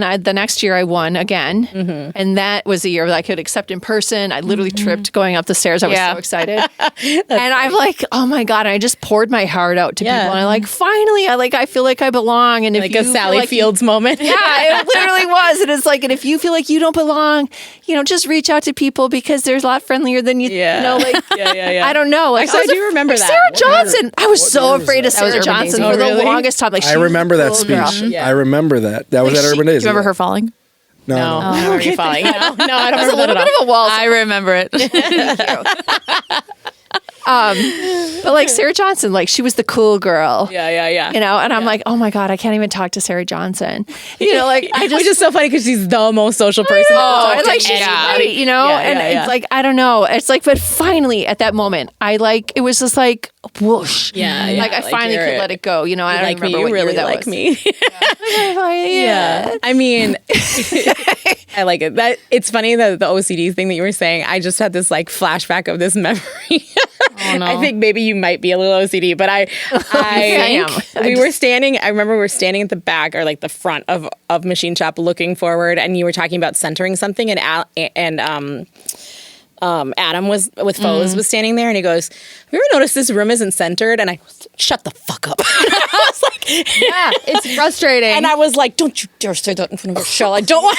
Oh yeah. And I was like, "Yes, I know this room is not centered. We're not talking about that right now." I literally like gave him like a death glare, and he was like, "I know." It was always so frustrating. Do you center on the stage or do you center on the ceiling in the room itself? Yeah, it's not. The windows are not. Same thing with Machine Shop. It drives me insane. Yeah. It's not like none of them, especially in historic spaces. Nothing is ever actually perfectly centered, and it is the most annoying thing ever. And Machine Shop used to drive me crazy because it was like the windows were just slightly off, and it's like slightly, a lot of slightly. Yeah, they're a lot off. But I was like, there's nothing I can do. But I'm also like, I was like, don't talk about that. But well, and that's why I always want to put a backdrop behind it, like because it bugs me. Like if you've got, because you invariably have something hanging up that truss, which provides a line of some sort. And it is centered in the room, but it is not centered with the windows. And then you have those windows. Yeah. And it's like, no, we're just going to do something there to hide the fact that it's... I just remember I don't typically have like that unmasked of a reaction to something, but I literally was like, "Oh!" And he's like, "Oh, shit." I know, because I would have latched on. Well, I already had latched on. Exactly. Yeah, probably. Yeah. And then winning 2 more awards after that. That was like, okay, I finally feel like I'm legit in this industry. Yeah, I finally can own that with some pride. I mean, I think you should have before that, but I get that too. Well, I get that. I mean, that's fairly recent then. So it took you the last to 2. make you feel like you made. Okay, I'm sorry. Yeah. But the last 2 were the sweetest because, quite honestly, like I won over some of the, to be honest, the biggest names in our industry. I beat out that Barbie event. Like, how the hell did that happen? That Barbie event. I'd heard about it and it was crazy. And Gretchen's wedding too. Yeah, I know. Yeah. Where she learned every guest's name. Oh, right. Yeah. So like, how do you beat out that wedding? I told her, I said, don't tell people you did that because I don't want to do that. I don't never want to do it. Right. Yeah. No, I wouldn't either. Yeah. So like that was insane. It's like, I'm afraid to apply for another one. I just want maybe that to be my high. I get that. Like, boom, I'm done. Mic drop. I beat those 2.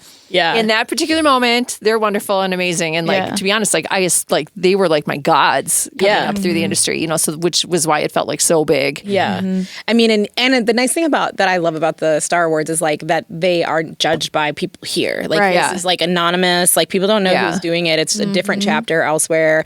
Like I won in the last one for the NFT event for best public event. And I literally was like, are you sure? I was like, that was a real Hail Mary when I threw that one out there just to see. You're welcome for those photos. Yeah, thank you for that, by the way. Yeah. We were on the same event. Yeah, I have to decide if I'm going to apply this year because I was like, I don't know if I can do that twice. I'm trying to get up the energy. Yeah. It's right now. So I know. We could maybe go in on that one together somehow. Yeah, we could do best team. We could do that one for that one. Okay, so what's your like high? Oh, start to finish a tent wedding. Okay. Like on my own. Yeah. Rachelle had like helped me with a few of things, and I was able to ask her questions, but like start to finish a tent wedding that doesn't have a venue, doesn't have even like from scratch, basically. From literal scratch. Yeah. We had a little house, and it it was a 5-day process. And you don't expect that with a tent wedding, and everyone, you know. I mean, people who know what they're doing know. We know. Yeah. But like you the know, client but the doesn't client know that I was out there. The general public doesn't. When they're like, we're just going to do 5 it days at home. straight, And you're like, no. Exhausted. Yeah. Every day is at least a 12-hour day. You know what I mean? It's a beast in itself, and thinking through literally every single little tiny. Where's every outlet? Where's every trash can? What's going to happen Where's if it the rains? breaker? What if You're it's building too a hot? venue, which we do over a year's process or whatever, right? And it's like, where's the septic tank? Mm-hmm. That, and it's just like, once that was over, and then the dad of the bride emailed me like a week later, and I saw it come through, and I was thinking, because I always think the worst until I hear the best. I think we all do, but I saw his name pop up, and I was thinking, I don't think I can open this today, and I just did it, and it was like a well done, like good job, like pat on the back, and I was like, I think I literally cried. And the dad too. Yeah, when a dad reaches out, right? And you know it's a good job, right? That feeling of like not wanting to open it, I think it's because we know all the behind the scenes. So we know the little hiccup here, everything this that went thing, wrong. Everything that went wrong, right? And we try to never let them know about it, right? But we still like, do they know? Do they? Oh, yeah. Of course they know. Well, and even of course if they you saw did, it. You know? even if everything went right. No, I know that they didn't. I'm saying, but of right. course they saw everything that went wrong, or they heard about it afterwards, or whatever. I feel like and you can also sometimes do everything totally right, and then they'll still come back and be like, yeah, but this one thing you're like, that's not A, not something I was in charge of, or B, not something I could have controlled, or C, like it didn't even happen, you know, like so, yeah. Well, it is so frustrating when that's what they remember from their wedding. I remember, again, one of my earlier ones was like, we shouldn't have ordered the dad. We shouldn't have ordered so many programs. There was a pile of programs at the back of the room following the ceremony. We wasted all that money on programs. Okay, and I'm thinking to myself, like, that's what you remember of that gorgeous wedding that went off without a hitch, was that you overpaid on programs because people didn't keep it. Because they didn't keep it. Nobody keeps a program. Why would Who you keep keeps a program? Like 10 people That's not keep the point a program. Right, your grandma keeps Tip number one, don't do a program. Nobody you don't gives a shit. No, and to be honest, you can't tell so your bridesmaids are listed. Well, is that the order they walked down the aisle? Is that alphabetic? Yeah, is nobody that knows. left to right or right to left? Does it matter? Like, I can't pair them up anyways. Right. Unless you're going to give me instructions on how to read this list and who's in what order. And why do I care anyways? Why do I care? Exactly. And, you know? Yeah, programs are a waste of money. I will They're such a waste of money. Agree with that. And And there's just some people though that you can't make them. I mean, okay, well, if you want them, though, there's you also created it yourself Yeah, as opposed to spending a lot of money on a fair. stupid program. Fair. Yeah, and there's just some people that you can't make them happy no matter what you do. Like that's just the reality. 100%. Of it. I saw this it was like a TikTok or some dumb shit that I saw one day that was like it was a heart surgeon and he had gotten like a review from somebody that gave him 4 stars and the comment was he saved my life or something and he goes I really don't know what I could have done to get that extra star. Like, I don't know how I could get 5 stars. Oh, there's always something with those people. Like people who feel like they can't, like 5 stars isn't attainable. They can't ever give it. Like, it's just like, okay, whatever. I don't know to tell you that. I've heard like people that shouldn't be affording certain things. They can be some of the most difficult because like their money's tighter. So then they're like so fucking nitpicky about Yeah. Because this wasn't good, and then they want to try to get money back or whatever. Do you find that to maybe be kind of true, or like the people that? I mean, to be honest,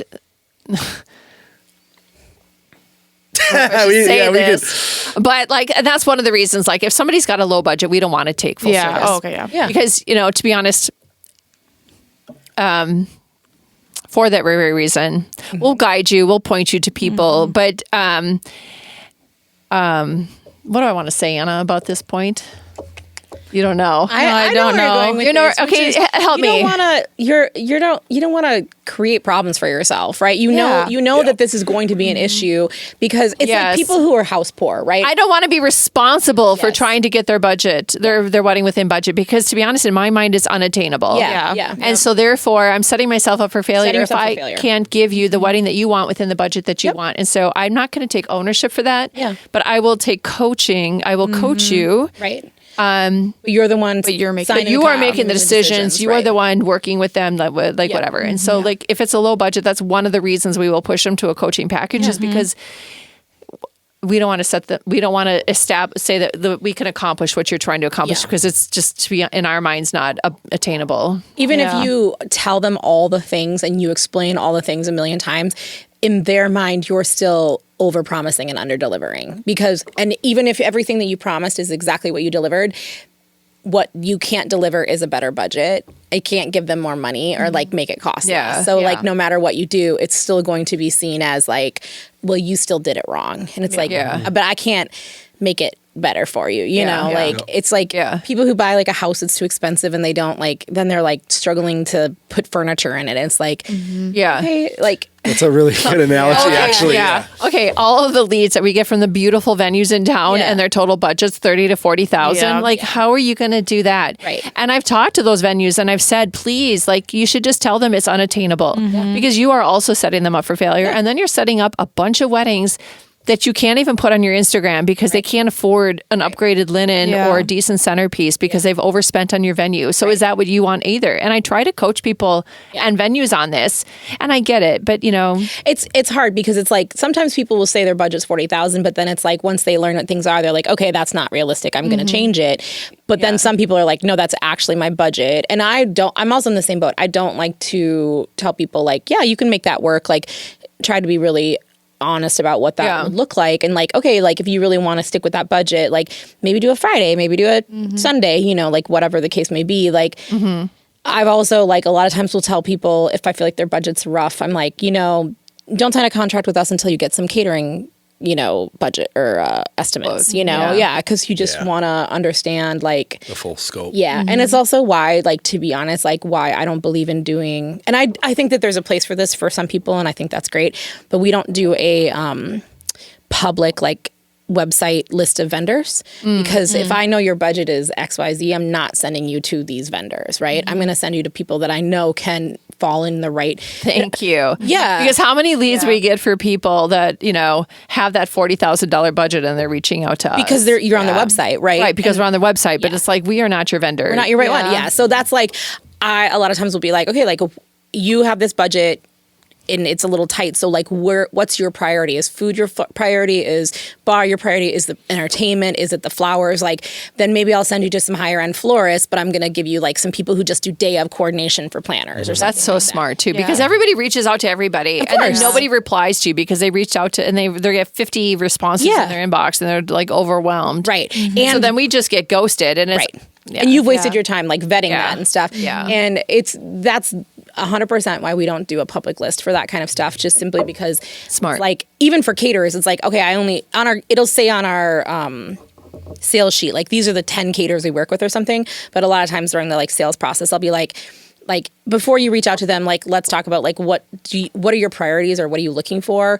And like, I'll just be like, we have things that are from like the high end to the low end. And it's like, the low end is still really good food, and it's really like this. And there's one caterer that I always reference. I'm like, they do really normal food very well, right? Like, and I'm like, my uncle from like small town Minnesota will identify everything on this buffet and want seconds of it, right? And they will have enough of it. And that's... Okay, I want to know who this is. I'm just curious. Not that we do buffets, but... Yeah, but it's like, I will tell you, but it's... like that client is not your client. Like, I wouldn't send somebody who wants that kind of food style to you to do like this whole elevated experience. I'm going to send them to somebody that does day up stuff, right? So that's where I think venues could do a better job during the sales process of helping to explain to people, like, maybe instead of reaching out to all of these, like, let me pinpoint a couple that would be really good for you to reach out to, or something like that. Venues take note. Yeah. That's the way to do it, because it wastes everybody's time. It's a waste of time. Super frustrating. And it can like set up expectations that, like, right. I had a couple up at JJP one time who was like super upset because they reached out to like our like top tier expensive one, or they said in their thing, like, oh, we really, really want to work with this caterer. And they like came into it with that. And I was like, awesome. So I didn't really have that conversation about pricing. So I kind of assumed you knew what their pricing looked like. Yeah. And then they got it and they were like, it's astronomical. And I'm like, well, yeah. They're expensive. Like, that's why they're the top tier one. You know? I was like, they're one of the most expensive, if not the most expensive caterer in the state. Yeah. It's going to be expensive. And they were like, well, we just feel like you should have said that. And I was like, well, you didn't ask me about what they cost. You just told me you loved them. Yeah. And I was like, great. Yeah. So I learned, I was like, even when they say that, sometimes when they come in with it, I'm like, great. And so, they're on the high end of whatever, so. Let's get off these low budget weddings. They're frustrating. Oh, that's all good. We should probably, we're getting close to wrapping. Anything that you have on the horizon? Let's talk about something high end. Okay. I like high. Well, no what's offense. your dreams? Like, what's your like future? Like, what's your goal, or what's a thing you've got in the books that you want to do, or on your wish list? Yeah, what's on the horizon, or like some big things, what's some on your big horizon? news you guys got coming up or something. Oh, there's something I saw. Oh, no. I mean, to be honest, we deal with all sorts of budgets, right? Because like I said in the beginning, we like to be able to service everybody. I tend to do the more luxury weddings, and to be honest, that's where the fun is, right? Because that's where the creativity, that's where the money, they don't second guess things. They just want, like, yeah, that's great. And then take my ideas and blow it up 5 times. Like, that's, that's what I love. I have a question about that. What is that, what's the process of like building the trust with the client to get them to be able to be like, just run with that idea?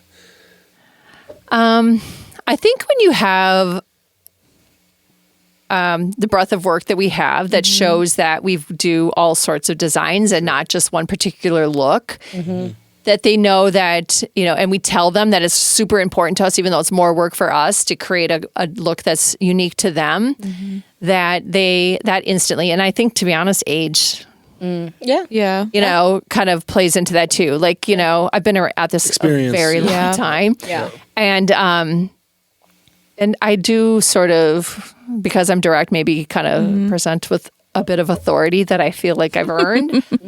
That, I think they trust me pretty immediately. That makes sense. And if they don't, they learn very quickly in the first meeting that we know what we're doing, and that we can guide them towards what they want. Yep. Yeah, but like even with like decor too, I think we don't discount what they want, but we're taking what they want and we're elevating it, and we're explaining to them, if this look has had its time, is what we like to say. We guide them into it's had its moment.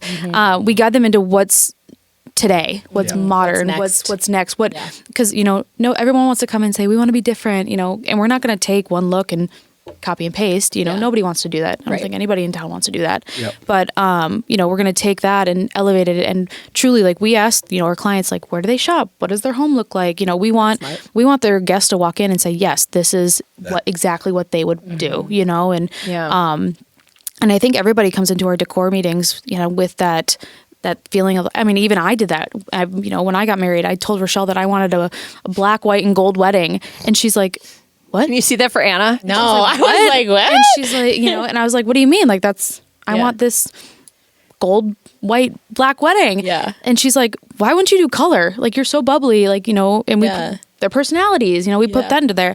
And so it's explaining to them our thought process behind it, but then, but also not discounting exactly what they originally came to us with, So your wedding had color. My wedding was it had a lot of color, and I had like, we need to show a photo. Yeah, I had like me a photo. Yeah, I will. It's a bunch of like oranges, yellows, purples, all that, and then with a touch of black because my husband is very like calm and even very different from me. Yeah, and so that was his like little and oddly, he was really interested in the cake. He was very specific about the cake and what he wanted for the cake. My gosh. Like, grooms always latch on to one thing that they're very passionate about. Yeah. But it wasn't even was the cake. It wasn't even the design. He wanted he wanted a several tier cake. Yeah. No, like little sweethearty cake. Little He's like, geeky, this is what I have imagined for a wedding. He said, I want a 3-tier cake. I said, okay, here's the design for it. He goes, oh, I don't care about that. What? Amazing. You said you wanted to know. He goes, no, I want a 3-tier cake. I said, did he want did he care about the flavor? I mean, yeah, kind of a little bit, but it truly was more. Just let's. I want a 3-tier cake. Yeah, it was. Sure, we did not like chintz on the cake. No, it was. Yeah, it was great. But yeah, he was weird about the cake. I don't know. Love you, honey. Interesting. Everyone's got their thing. I love that. Yeah, us guys. Yeah, we just give us one thing, and we'll find a way to wreck that. Yeah. Also, yes. Yeah. That's awesome. What about you for like future things, or like what do you have? What do you want to do? I don't know. I want to think outside the box with venues, and that's the nice thing about we do get to be a little bit more picky with our clients, and we're interviewing them just as much as they're interviewing us, and as everyone should be. Yeah, as everyone should be. Yeah. And like that's one of our questions in our initial meeting is like what design, because ultimately like we're designers. Yeah, we prefer to do that part of it. If you want greenery around your table, your table, don't call us. That's not your vibe. Because something lives on Pinterest, and then people think, oh, it's still in style just because it's still on Pinterest. Stuff lives on Pinterest forever. You can still find, and just because you find it does not mean that we're still updating. We're fixing it. Yeah. It's like, I'm sorry. If you come to me with greenery down your table, it's not your vibe. I'm either going to, like, are you flexible on that? Mm-hmm. And if they're not, it's like, okay, we're not your people. Right. Yeah. I had a client, one of my favorite clients, come to me, and they had only greenery and plants on their Pinterest, and they had one citrus invite on their Pinterest. And we're like, what's this? And they're like, oh, we just liked the colors. And I was like, but yet you want to do greenery? Yeah. And we're like, well, can we do citrus? And we ended up putting like fresh fruit on the table, color blocking. They had pattern. No greenery. There was no greenery at all in this wedding. And they told me, they're like, this is exactly what we wanted. I'm like, but they just don't even know that they can. That's the thing. That is the best time of the day is when they say, you made our wedding like exactly how you told us it was going to look. I think a lot of times, like, if you're a talented designer, you're like giving them permission to like really do what's right for them. Right. And they get to make all the fun decisions still, but it's like, let me run with what you want, what you actually want, versus your white, gold, and black wedding. But just because it's Christmas does not mean we need Christmas trees. Like, I had a woman walk in, like, a beautiful bag and beautiful shoes, like high end, like, and I'm like, and you want wreaths on your table for Christmas? Yeah. Like, what are you kidding me? Like, you have way too much style to do something, no offense, this boring. Right. Right. Like, basic. Like, I don't know. It's just. And also, like, why are you spending this much money on having us plan it if you're gonna just do something basic? You could do that yourself. Right. Yeah. Yeah. Yeah. That's where the fun is design. Yeah. I just want to design bigger and better. Thanks. Well, let's put a ribbon on this thing, huh? Sure. Put a little bow on that. Anything else? Any shout outs or anything shout outs that you want to? Sorry, Style Architects Wedding. Yeah. Follow us, Instagram, TikTok. Their Pinterest. It will be not right now. Maybe in like a month. Don't go too deep on boards. Focus more on like the floral boards. I don't ever want anybody to look at my Pinterest. Top half It's a of the mess. Pinterest boards. We're cleaning those puppies out. Yeah. I think I had to go back and make half my Pinterest like private because I was like, this is a mess. We've been all this is having like gross. crazy. Yeah. Yeah. Well, thank you guys so much for coming on. Thanks It was for so much having fun. us. Yeah. So fun. It's good to chat offline. Yeah. Absolutely. Yeah. Kind of. Online. I was gonna say online, but offline. Not at weddings. It doesn't feel online when you're doing it. Yeah. Exactly. Yeah. Yeah, exactly. Inside joke. All right. Well, thank you guys. Thank you for watching the podcast. Hit the like and follow button to stay updated on our latest episode. If you have ideas of topics or guests you'd like us to interview, drop us a comment and we'll see you next time.